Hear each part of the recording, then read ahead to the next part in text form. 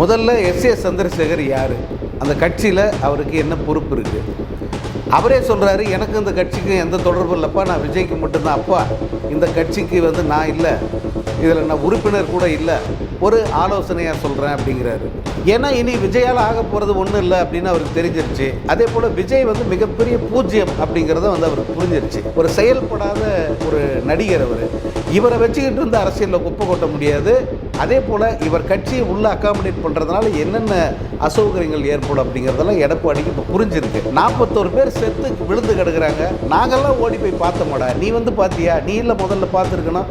உனக்கு கொஞ்சம் கூட அடிப்படையில் அந்த நாகரிகமோ பொறுப்போ மனிதாபிமானமோ இல்லாத நீ எல்லாம் ஒரு தலைவனா? நீ எப்படி அதிமுக பற்றி விமர்சனம் பண்ணலாம்? நீ யோசிச்சு பாருங்க. அதனால் தேர்தல் ஆணையம் கடும் குழப்பத்தில் இருக்குது. இந்த விஜய் ரசிகர்கள் தற்கூரிகள் சொல்கிறத கேட்டு தேர்தலை அனௌன்ஸ் பண்ணாமல் அப்படியே நேராக விஜயை தூக்கிட்டு போய் சிஎம் சீட்டில் உட்கார வச்சிடலாம். இந்த நாளில் நம்ம இந்த சேனலை திரும்ப நம்ம ஸ்டார்ட் பண்ணுறோம். இந்த நாளில் நான் சொல்கிற அந்த வார்த்தையை நோட் பண்ணிக்கங்க. ஏப்ரல் 26க்கு பிறகு நீங்கள் விஜயை வலை வீசி தேட வேண்டியிருக்கு.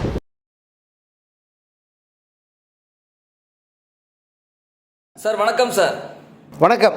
மீடியாரிங் பார்வையாளர்களுக்கு மீண்டும் ஒரு முறை வணக்கம். விஜய் தந்தை சந்திரசேகர் அவர்கள் காங்கிரஸ் வாய்ப்பை பயன்படுத்தி கொள்ள வேண்டும் என்று சொல்லியிருப்பது பற்றி உங்கள் கருத்து என்ன? முதல்ல சந்திரசேகர் யார், அந்த கட்சியில் அவருக்கு என்ன பொறுப்பு இருக்குது? அவரே சொல்கிறாரு, எனக்கு இந்த கட்சிக்கு எந்த தொடர்பும் இல்லைப்பா, நான் விஜய்க்கு மட்டும்தான் அப்பா, இந்த கட்சிக்கு நான் இல்லை, இதில் நான் உறுப்பினர் கூட இல்லை, ஒரு ஆலோசனையாக சொல்கிறேன் அப்படிங்கிறாரு. இந்த ஆலோசனை சொல்கிற இடத்துல விஜய் சந்திரசேகர் கிடையாது, அதை ஏற்கிற நிலையில் விஜயும் கிடையாது. இப்போது எஸ்ஐசி கூப்பிடுறாருன்னு சொல்லிட்டு காங்கிரஸ்காரங்க வராங்கன்னே வச்சுப்போம். எங்கே வருவாங்க, யாரை பார்ப்பாங்க? விஜய் அவங்கள சந்திப்பாரா? முதல்ல அவருக்கு அதற்கான நேரம் இருக்கா? ஏன்னா அவருக்கு தூங்குவதற்கே நேரம் போதலை அப்படின்ற தகவல் தான் அந்த பனையூர் சர்க்கிள்லேருந்து வருது. நீங்கள் அவர்கள் கட்சியை சார்ந்த பலரும் சொல்கிறது என்னென்னா, நிர்வாகிகள் வராங்க, யாரையுமே அவர் பார்க்குறதில்ல. மாவட்ட செயலர் கூட்டம் நடக்குது, அதுக்கும் அவர் வர்றதில்ல. அல்லது ஆலோசனை கூட்டம்ன்ற பேரில் அங்கங்கே நடக்குது, அதுக்கும் விஜய் வர்றதில்லை அப்படிங்கிறது தான் பனையூர் சொல்கிற செய்தி. இதில் எஸ்ஏசி எந்த காங்கிரஸ்காரங்களை கூப்பிடுறாரு? இந்த காங்கிரஸ்காரங்க எங்கே விஜயை பார்ப்பாங்க, எப்போ பார்ப்பாங்க, அதுக்கான நேரத்தை இவரே வாங்கி தருவாரா?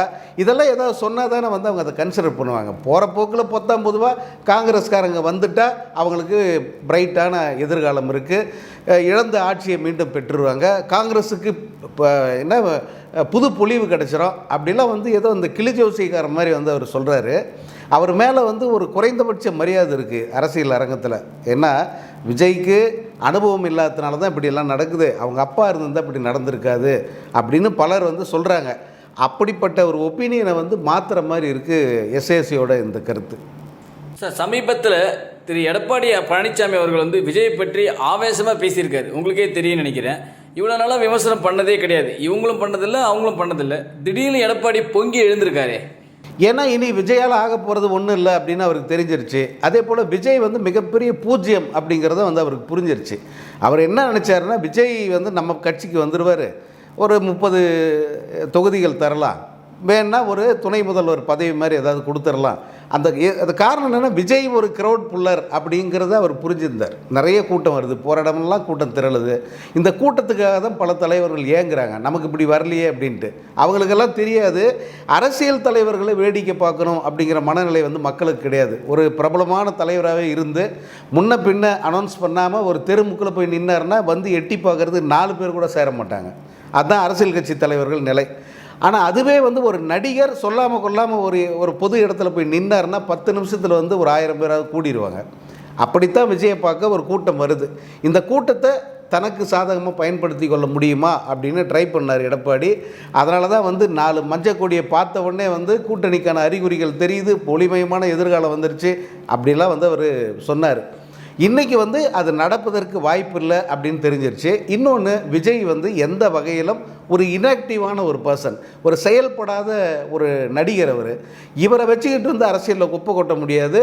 அதே போல் இவர் கட்சியை உள்ளே அக்காமடேட் பண்ணுறதுனால என்னென்ன அசௌகரியங்கள் ஏற்படும் அப்படிங்கிறதெல்லாம் எடப்பாடிக்கு இப்போ புரிஞ்சிருக்கு. அதனால் அவர் போட்டு வெளுக்க ஆரம்பிச்சிட்டார். முதல்ல அவரது கட்சியோட ஐடி விங்கு போய் டேமேஜ் பண்ணுச்சு. அதையே விஜயால் தாங்க முடியல.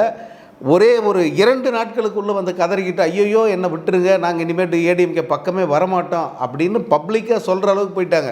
இந்த ஆதவ அர்ஜுனெல்லாம் வந்து நேற்று மாவட்ட செயலர் கூட்டத்தில் பேசுனதை கேட்டிருந்தா சிரிப்பாக சிரிச்சிருப்பீங்க. ஏன்னா இனி வந்து நம்ம திமுக மட்டும்தான் திட்டினோம், அதிமுக பக்கம்லாம் போகவே கூடாது அப்படின்னு சொல்கிறாப்புல. அந்த அளவுக்கு போயிடுச்சு. ஒருபடி மேலே போயிட்டு இன்றைக்கி முதல் முறையாக எடப்பாடி பழனிசாமி வந்து தலையிலே வந்து ஆப்பை இறக்கியிருக்காருன்னு சொல்கிற அளவுக்கு அப்படி ஒரு அடி, சம்மட்டி அடி. ஏன்னா நீ எல்லாம் ஒரு தலைவனா, 41 பேர் செத்து விழுந்து கிடக்குறாங்க, நாங்கள்லாம் ஓடி போய் பார்த்தோமாடா, நீ வந்து பார்த்தியா? நீ இல்லை முதல்ல பார்த்துருக்கணும். உனக்கு கொஞ்சம் கூட அடிப்படையில் அந்த நாகரிகமோ பொறுப்போ மனிதாபிமானமோ இல்லாத நீ எல்லாம் வந்து ஒரு தலைவனா, நீ எப்படி அதிமுகவை பற்றி விமர்சனம் பண்ணலாம்? அந்த மாதிரி வந்து கேட்க ஆரம்பிச்சிட்டார். அப்புறம் எடப்பாடி வந்து முக்கியமான ஒரு விஷயத்த சொல்கிறார். இதெல்லாம் வந்து நான் விஜய் அரசியலுக்கு வந்த நாள்லேருந்து சொல்லிக்கிட்டு இருக்கிறது. விஜய் வந்து ஒரு பெரிய ஒரு சக்தியே கிடையாது, நான் யாரையும் குறைச்சி மதிப்பில்லை. ஆனாலும் என்னை பொறுத்த வரைக்கும் விஜயெல்லாம் ஒரு ஆளே கிடையாது. அவரை பெருசாக ஊதி பெரிதாக்குறது யாருன்னா இந்த மீடியாக்காரங்க தான். டிஆர்பி ரேட்டு ஏறணும், அதே போல் பார்வையாளர்கள் கிடைக்கணும் அப்படின்ற ஒரே காரணத்துக்காக தொடர்ச்சியாக யூடியூப் சேனல்கள், அதே போல் மெயின் ஸ்ட்ரீம் மீடியாவான தொலைக்காட்சிகள் இவங்கெல்லாம் விஜய்க்கு தேவையில்லாத முக்கியத்துவத்தை தரீங்க. உங்களுடைய முக்கியத்துவம், நீங்கள் கொடுக்குற முக்கியத்துவத்தை கழிச்சிட்டா விஜய் ஒன்றுமே இல்லை அப்படின்னு நீங்கள் ஓப்பனாக போட்டு உடைச்சிட்டார். ஸோ இது இனி தொடரும். விஜய், அதாவது எடப்பாடியும் சரி அந்த கட்சியை சேர்ந்தவர்களும் சரி, நீ சும்மா இருக்க மாட்டேங்க. ஏன்னா விஜய் பிரிக்க போகிற ஓட்டெல்லாம் அதிமுக மற்றும் பாஜகவுக்கு போக வேண்டிய ஓட்டு அப்படிங்கிறது அவங்களுக்கு புரிஞ்சிருச்சு. ஸோ நம்ம ஓட்டை பிரிக்கிற ஒருத்தனை நம்ம எப்படி வளர விடலாம் அப்படின்ற ஒரு மனநிலை எடப்பாடிக்கு வந்துருச்சு. இனி வந்து விழுகிற ஒவ்வொரு அடியும் மரணடியாக இருக்கும். இல்லை சார், இப்போ இங்கே நீங்கள் ஓட்டை பிரிக்க போகிற அப்படின்னு சொல்லும்போது தான் இவங்கெல்லாம் வந்து என்ன ஆச்சுன்னா மாதம் ஒரு வாட்டி வந்து ஒரு பர்சன்டேஜை கொண்டு போகிறாங்க. இப்போ கடைசியாக என்ன பண்ணிட்டாங்க, 2.25 கோடி ரேஷன் கார்டில் ஒவ்வொரு ரேஷன் கார்டில் ஒரு ஓட்டு இருக்குது, அவங்க மொத்தம் 2.25 கோடி ஓட்டு இருக்குது அப்படின்ற மாதிரி ஆதவ அர்ஜுனா அவர்கள் பேசியிருந்தார். இப்போவே நம்ம திமுக தாண்டிட்டோம் அப்படின்றாரு. அதான் ஒரு கடந்த 24 மணி நேரமாக வந்து ஒரு போஸ்ட்டு, ட்விட்டர் போஸ்ட்டு வைரலாக போய்கிட்டு இருக்குது. அது என்னென்னா, தேர்தல் ஆணையம் ஒரே குழப்பத்தில் இருக்குது, தேர்தல் நடத்துகிறதா வேண்டாமா அப்படிங்கிற ஒரு குழப்பத்தில் இருக்குது. காரணம் என்னென்னா, ஒவ்வொரு நாளும் விஜய்க்கு அந்த பர்சன்டேஜ் அதிகரிச்சுக்கிட்டே போகுது. இப்போத்தி தேதிப்படி வந்து 60% வாக்குகள் வந்து விஜய்க்கு இருக்கிறதா அந்த கட்சிக்காரங்க சொல்கிறாங்க. அனைத்து அந்த கட்சியை சேர்ந்த அத்தனை தற்கூறிகளும் வந்து இதை சீரியஸாக பேச ஆரம்பிச்சிட்டாங்க. அவங்களுக்கு ஒரு விஷயம் தெரியாது, தேர்தலில் பதிவாகிற ஓட்டுக்கள் எண்ணிக்கையே வந்து 60%லேருந்து 70% தான் தேர்தலில் பதிவாகிறது. அதுவும் சட்டமன்ற தேர்தல்னால் 69, 70, நாடாளுமன்ற தேர்தல்னால் 60 அல்லது 62 இந்த ரேஞ்சில் தான் வந்து ஓட்டுகள் பதிவாகுது. நீங்கள் இப்போ தமிழ்நாட்டில் இருக்கிற வாக்காளர் எண்ணிக்கையை எடுத்துக்கிட்டிங்கன்னா அது 5 கோடி ப்ளஸ் தான். இந்த 5 கோடி ப்ளஸில் 60லேருந்து 70% தான் பதிவாகுது அப்படின்னு வச்சுக்கோங்களேன். அங்கேயே 1 கோடி ஓட்டு போயிடுது, இல்லைன்னு ஆகிடுது. மீதி 4 கோடி வாக்குகள் தான் இருக்குது. அதில் 60% விஜய்க்குன்னா இங்கே 50 ஆண்டுகளுக்கு மேலாக செல்வாக்கு பெற்ற கட்சியாக இருக்கிற அதிமுகவுக்கு என்ன விழும், ஆளும் கட்சியாக இருக்கிற திமுக அதுக்கு என்ன வாக்குகள் விழும், இன்னும் மற்ற கட்சிகள், சீமான்லாம் இருக்கார், போன தேர்தலில் 30 லட்சம் வாக்குகளுக்கு மேலே வாங்கணும்னு சொல்கிறாரு, அவருக்கெல்லாம் என்ன வாக்கு விழும் யோசிச்சு பாருங்கள். அதனால் தேர்தல் ஆணையம் கடும் குழப்பத்தில் இருக்குது. இந்த விஜய் ரசிகர்கள் தற்கூறிகள் சொல்கிறத கேட்டு தேர்தலை அனௌன்ஸ் பண்ணாமல் அப்படியே நேராக விஜயை தூக்கிட்டு போய் சிஎம் சீட்டில் உட்கார வச்சிடலாம் அப்படின்னு தேர்தல் ஆணையம் யோசிக்குது அப்படின்ட்டு ஒரு சீரியஸாகவே ஒரு சட்டையர் வந்து ஓடிக்கிட்டு இருக்கு. இப்போ நீங்கள் சொல்கிறத கேட்டால் இதுதான் உண்மை அப்படின்னு தான் நம்ம முடிவுக்கு வரணும். 60% ஓட்டுக்கள் திமுகவுக்கு கிடைச்சதில்லை, அதிமுக கிடைச்சதில்லை. அரசியலுக்கு வர அப்படின்னு சொல்லிட்டு களத்தில் போய் சர்வே பண்ணாங்க ரஜினிக்காக. அந்த ரஜினிக்கே கூட 34% மேலே வந்து தாண்டலை. அப்படி இருக்கும்போது அரசியலில் ஒரு அரைகுறையாக, ஒரு தருதலையாக, தற்கூறியாக பார்க்கப்படுகிற விஜய்க்கு மக்கள்கிட்ட இப்படியெல்லாம் வந்து வாக்குகள் விழும் அப்படிங்கிறது வந்து ஒரு பொய்யான கூற்று. அவங்க எப்பயுமே வந்து ஒரு பொய்யை திரும்ப திரும்ப சொல்லி அது உண்மை அப்படின்னு மக்களை நம்ப வைக்கிற முயற்சியில் தான் இருக்காங்க. அது படமாகட்டும், படத்தோட வசூலாகட்டும், அல்லது இந்த மாதிரி அரசியல் முயற்சிகளாகட்டும், எல்லாவற்றிலுமே தொடர்ந்து அவங்க பொய்களை மட்டுமே பரப்பிக்கிட்டு இருக்காங்க. அப்படி சொல்லப்படுகிற அப்பட்டமான பொய்களில் ஒன்று தான் இந்த 60%. சார், விஜயின் அடுத்த கட்ட பிரச்சாரம் எப்படி இருக்குன்னு நினைக்கிறீங்க? இப்போ வரைக்கும் வந்து சைலண்ட் மோடில் இருக்குது. அவரை பொறுத்த வரைக்கும் ஒரு நாள் பேசுனா அதற்கு காம்பன்சேஷன் வந்து கிட்டத்தட்ட 1 மாத காலம் சைலண்ட் மோடு, அதுதான் காம்பன்சேஷன் விஜயை பொறுத்த வரைக்கும்.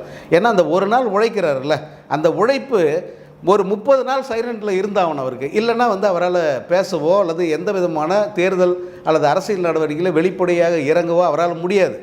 நீங்கள் அவர் அரசியலுக்கு வந்ததுலேருந்து நீங்கள் கணக்கு எடுத்து பார்த்தீங்கன்னா 5 கூட்டங்கள் பெரிய கூட்டங்கள் நடத்தியிருக்காரு.